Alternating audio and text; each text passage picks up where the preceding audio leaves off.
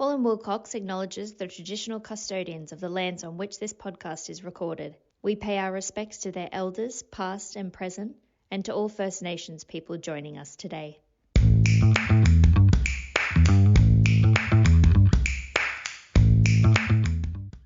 Hello and welcome to the Self-insurers in Australia podcast. I'm Alorna Strong, a partner at Hall & Wilcox, and I lead our national self-insurance practice, and I'm delighted to be your host for this new season. In this series, we'll be talking about issues that matter most to self-insurers, things that come up in day-to-day claims management and how they can handle them more effectively. So whether you're at the gym, out for a walk, on the way to the office, thanks for joining us. Today, I am joined by Kate Frost, partner in our Northern Territory office, and Rebecca Hewlett from our ACT Canberra office. Thank you both for joining me today. Thanks for having us, Alorna. Thanks, Alorna. Good to be here. So last podcast, we were in Brisbane or Queensland, and today we're flying over the other side or in the middle and going to have a chat to our friends in the Territory. So today we'll basically explore psychological injuries, what is compensable, and how self-insurers may defend claims. So great to have you both here, and I'll just jump straight into the first scenario, and then I'll come back to you both and ask you some questions. So Simon Taylor has been employed with Smart Utilities for over 18 months. Over the past 6 months, Simon's performance has declined significantly. Key issues included colleague complaints, customer complaints, missed deadlines, poor attendance, and frequent late arrivals. In response, Smart Utilities put into place a formal and informal performance management process. Firstly, Simon was issued with a verbal warning, followed by a written warning when there was no improvement. The process has taken some time, and Simon has taken some time off work, refusing to attend these meetings. Surprisingly or unsurprisingly, in October 2025, Simon lodged a workers' compensation claim alleging bullying and harassment by his direct supervisor and team leader. The claim included allegations of being singled out and micromanaged and being unfairly treated. Attached to the claim was a medical certificate from his general practitioner stating that Simon was suffering from stress due to being bullied and harassed in the workplace. He is currently unfit. Beck, I'll start with you first. Is stress an injury? Is that enough? And what is the threshold for a psychological claim in the ACT? Thanks, Alorna. In the very generous ACT jurisdiction, our Act even specifically mentions stress in its definition of injury. So Section 4.1 of the Workers' Compensation Act 1951 defines injury to be a physical or mental injury, including stress, and includes an aggravation, acceleration, or recurrence of a pre-existing injury. So stress most definitely is considered to be an injury in the ACT. There's no threshold. It doesn't have to be a diagnosable psychiatric or psychological condition under DSM-5 or anything like that. It can simply note, as the GP has in this case, on the medical certificate, stress. Wow, okay. All right, Kate, I'd be interested to see what happens in the NT, because in every single podcast episode up to this date, stress has not been enough. So that's quite alarming for me. How about the NT? What would happen there, Kate? Thanks, Alorna. Interestingly, and I know that the ACT and the NT like to fight it out as to who has the most beneficial scheme. The ACT wins the gold trophy on this one. Oh, wow. Our Act defines an injury in relation to a worker as a physical or mental injury arising out of or in the course of a worker's employment, but it's silent on what is the definition of a mental injury, and certainly doesn't have the comma including stress that poor Beck has to deal with. So we do align with the rest of the states and require a formal diagnosis by a psychiatrist in accordance with the Diagnostic and Statistical Manual version 5, or DSM-5 as we all like to call it. Okay. Wow, that's a change. So the ACT so far seems to be out on its own in terms of stress being an injury. I might just pose this question to you then, Kate, given stress would be an injury in Rebecca's jurisdiction or the ACT. But in the NT, Kate, what sort of information or investigations would you complete to confirm diagnosis and those sorts of things? Yeah, good question, Lorna. So from our side of things, what we want to know is, because an injury can include an aggravation, acceleration, exacerbation, recurrence or deterioration of a pre-existing injury, we want to see a complete mental health history. So we pull in the mental health records. We would, in many cases, refer a worker to an independent medical examination in order to confirm the cause of any symptomology, whether it reaches the threshold needed of a DSM-5 injury, what that diagnosis is, and the relevant treatment needs and recovery timeframes. Okay, thank you. Now, Beck, I know that stress was enough and there was no threshold, but in terms of smart utilities, is there any sort of defence to this claim in this scenario? Yes, there's an exclusionary provision in Section 4.2 of our Act where it's a mental injury, including stress, doesn't include a mental injury that was completely or mostly caused by reasonable action taken or proposed to be taken by or on behalf of an employer in relation to the transfer, demotion, promotion, performance appraisal, important to this particular scenario, discipline, retrenchment or dismissal of a worker, or the provision of an employment benefit to a worker. So there is an exclusion there, but it's difficult to apply, and certainly the employer would have had to take pretty gold-class action in terms of how they conducted this performance appraisal process in order to be able to enliven that exclusion. Yeah, okay. So your Act seems to define the management action quite specifically. Yes. Is that right? Okay, so Yeah, other states don't. Can I ask what sort of evidence, just briefly, smart utilities would probably or would have to gather in order to have a chance at trying to defend this claim? Sure. If we were looking at this matter for smart utilities, we would, as Kate mentioned previously, we would certainly still get a copy of the clinical record. We'd also probably send him off for an independent medical examination by a specialist psychiatrist just to confirm even that he's suffering stress or in fact what the accurate diagnosis is for his condition. But in terms of defending the claim, we would also likely recommend that a factual investigation was undertaken.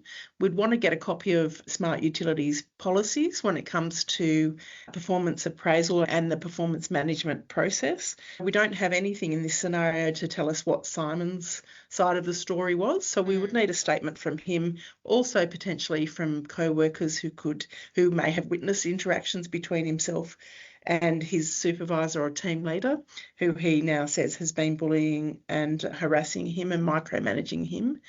So we'd need to look at all of that. The important part though is what's in these policies about how these reviews and appraisals are supposed to take place, because often we find that what's in the policies is pretty good and pretty robust, but what happens in reality perhaps doesn't mirror what should have happened. So that's what we'd be looking at. Was the correct process followed? Was it undertaken? And is it in accordance with the policies and procedures that the employers have set out in their handbooks? Excellent. Thanks, Beck. That's quite similar answer that I've received from Victoria, New South Wales and also Queensland. Kate, I might just get you to touch on whether or not smart utilities do have any defences available and whether there is a reasonable management action defence in the Northern Territory, and also what sort of evidence you might garner or gather in defence of that claim. Yeah, absolutely. So we are slightly similar and we go even further. A mental injury in our scheme is not considered to be an injury if it is caused wholly or primarily by management action taken on reasonable grounds and in a reasonable manner by a worker's employer, a decision of the worker's employer on reasonable grounds to take or not to take any reasonable action, or an expectation by a worker that an employer would take or would not take management actions. Our scheme goes even further to extensively define what a management action is, and that in relation to a worker means any action taken by the employer in the management of the worker's employment or behaviour in the workplace, and can include, and everyone strap in, appraisal of the worker's performance, counselling of the worker, stand down or suspension of the worker's employment, disciplinary action in respect of the worker's employment, transfer, demotion, redeployment, retrenchment, dismissal, promotion, reclassification, provision of a leave of absence, training, provision of a benefit, investigation by the employer of any alleged misconduct of that particular worker or any other person in the workforce in which the worker was involved, and communication in connection with any of those actions that I've just mentioned. Our scheme certainly has, and these were introduced in 2015, so we've been playing in this space for about a decade now, very much wanted to define the extent of what a management action is and how far an employer can take that in relying on the defence. We now have an ever-growing body of case law around it.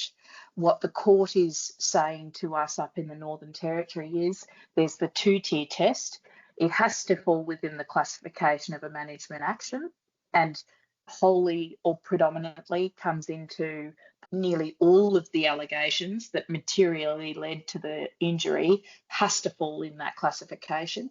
And secondly, each and every action by the employer will be considered by the court in turn and determined whether it was reasonably taken based on the evidence that the employer had at that time and the mental state and its knowledge of the worker's mental state at all of those periods in time.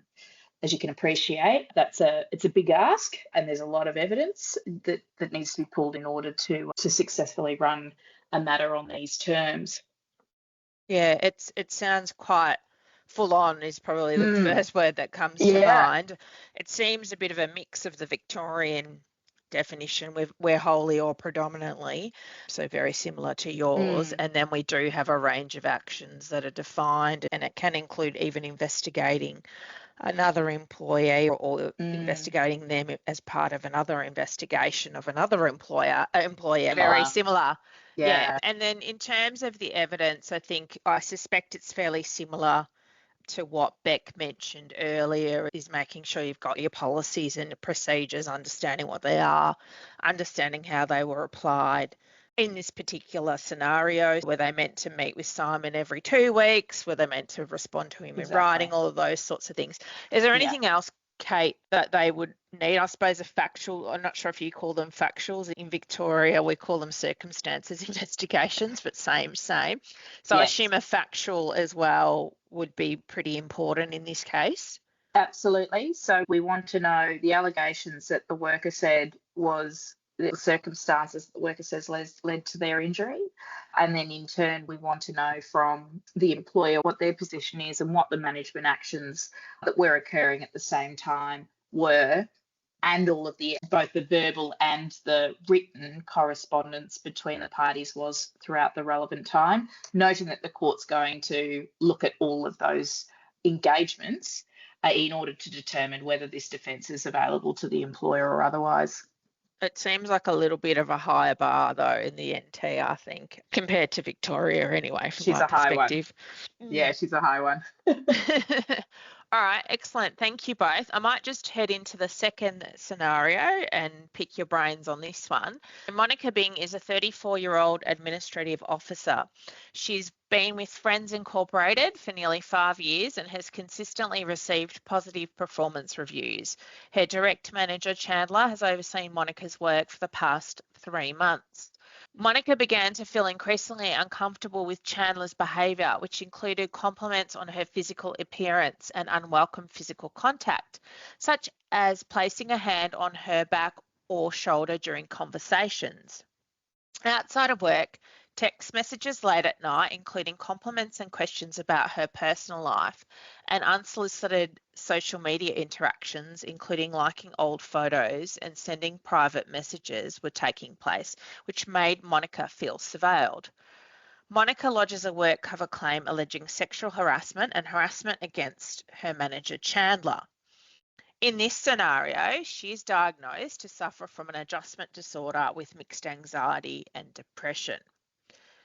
So I suppose what I wanted to focus on in this scenario is what has occurred at work, so the contact between Monica and Chandler. Does it matter that some of it has occurred outside of work for it to be compensable? Does Monica have a chance of having a compensable workers' compensation claim effectively? Beck, what are your thoughts on that from an ACT perspective? Yeah, look, I think she has got a good basis for a workers' compensation claim. The fact that a lot of the alleged inappropriate contact occurred outside of work hours is not relevant, because the workplaces where, well, we're assuming the workplaces where the relationship developed, it's the connection between the two of them. And so Section 31 of our Act states that an employer is liable to pay compensation under the Act if a worker of the employer suffers personal injury arising out of or in the course of the worker's employment. And in this case, in the ACT, it's a psychiatric disorder, so you'd look at the disease provisions, but basically, as long as the injury will be taken to have arisen out of or in the course of the worker's employment if the employment substantially contributed to the injury. I think in this case, based on the scenario that you've just discussed, you could say that the employment did substantially contribute to her injury, given that's the place where she met Chandler and he's her supervisor. That's where a lot of the physical contact took place. But despite that, even though it's outside of work hours, that connection remains between the two. Okay, excellent. That's pretty clear, Beck.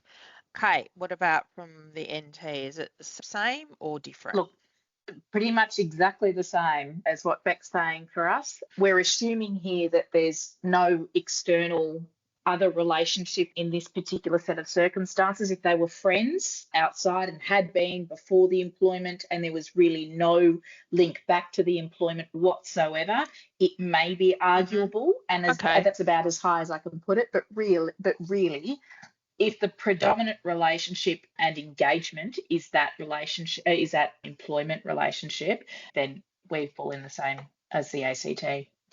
Yep. Okay. Thanks, Kate. So just say that we investigated the matter. We obtained statements from both Monica and Chandler basically admits to touching Monica on the back and the shoulder, but he doesn't see anything wrong with what he's done. He was just trying to make her feel welcome in the workplace, and there was no sexual undertone or any sexual attention or anything sexual in nature with his interactions with Monica. Does that matter? Does that obfuscate the employer or self-insurer from being liable? Beck, I'll turn to you. Not even the ACT, surprisingly. I'm shocked. Yes. Not in the NT. No, look, there's no reasonableness test associated with mental injury in the ACT Workers' Comp Act. So even if 99% of the population wouldn't have reacted in the way that Monica reacted, the fact that she did and she has that contemporaneous medical support for the connection, then it wouldn't make any difference what Chandler's intentions were or had been. Yeah, okay. Kate? We're the same. As long as that event happened as described, the worker's perception is very much, however it is taken, is very much seen to be valid if that perception on that event that actually occurred resulted in the injury claimed. Yeah, okay. So as long as the factual basis for it occurred and Monica's not making it up, the fact that Chandler didn't mean any harm by it really is irrelevant. The fact that Monica perceived it in a certain way and has reacted in a certain way, and on that basis, it's compensable. Very much that no-fault jurisdiction coming into play there. Yeah, I think that's pretty much an Australia-wide response. Now, Kate, you touched on this a bit earlier, so I just might ask this as a final closing question. I like the twists and turns. What about if Monica and Chandler had been in a relationship and had recently ended, and that's what prompted her to lodge the claim? What would the scenario be there? Kate or Beck, whoever wants to go first? Yeah, look, I think that slightly alters the factual landscape and the liability landscape for us in the Northern Territory. A bit like Beck, we need that causal connection to the workplace, and indeed, especially if it's claimed that an injury occurs over a period of time or a number of different incidents, the employment has to be the real proximate or effective cause or to have materially contributed to that injury. If we become aware that these incidences occurred whilst Monica and Chandler are in a relationship, or indeed there is some sort of indication there of more than just that very strict employment relationship, then there is an argument, or worth at least further investigation, as to whether the employment materially contributed to any injury or whether it was external factors that did bring on the symptomology that's being complained of. Yep. Okay, great. Kate, what about you, Beck, from the ACT? Yeah, look, I'd agree with what Kate said. Okay. The question I think that we'd need to look at is, were they in a relationship before they commenced employment, or before one of them commenced employment, so that they were working together, or did the relationship develop, they met basically in their employment, which I think does change things. And in that, if it was the latter scenario, I think that she would probably still get over the line in the ACT, because you would need to look at there's an obvious power imbalance between his position and her position. There's no basis. If you look at the scenario, what basis would you exclude it under Section 4.2 for the mental injury? There was nothing that was, she's having good performance reviews, there's no issue with her performance, etc. So it would be quite difficult to exclude it. I think if you could say that they had been in a relationship for a long time outside of employment, and then it was a recent thing that she potentially joined, or he potentially joined the organisation, there's a bit more grey area. But essentially, I think if we just assume the scenario is as it is and they had commenced an employment because they met at work, it's likely that her condition would still remain compensable. Yeah, so really focusing on that connection to employment, and I suppose the but-for test. But for the employment, they would never have met, and then they might not have then created a relationship. Yeah, I find that answer to that question, because I like creating different sort of scenarios, does depend on a number of things, and it's not a straightforward answer, I find, in all of Australia. So I think, as with many psych claims, it's all about getting the factual matrix right, understanding who said what, he said, she said, and then trying to compile it all together with the medical evidence, and then applying it to the legislation and how the judges or the tribunal members might apply the facts. Thank you both so much. That was a really good session. I got some really great insights, and I hope our listeners took a lot away from that. I certainly did. I just wanted to thank our listeners for tuning in again. If you have any questions or want to chat more about anything we've covered off today, feel free to get in touch. You can find our details on hallandwilcox.com.au. or connect with us on LinkedIn. If you liked today's episode, please rate, review, or subscribe wherever you get your podcasts. Thanks again, and we'll catch up next time. Thanks, Beck. Thanks, Kate. Much appreciated. Thanks, Alorna. Thanks, Alorna. Bye for now.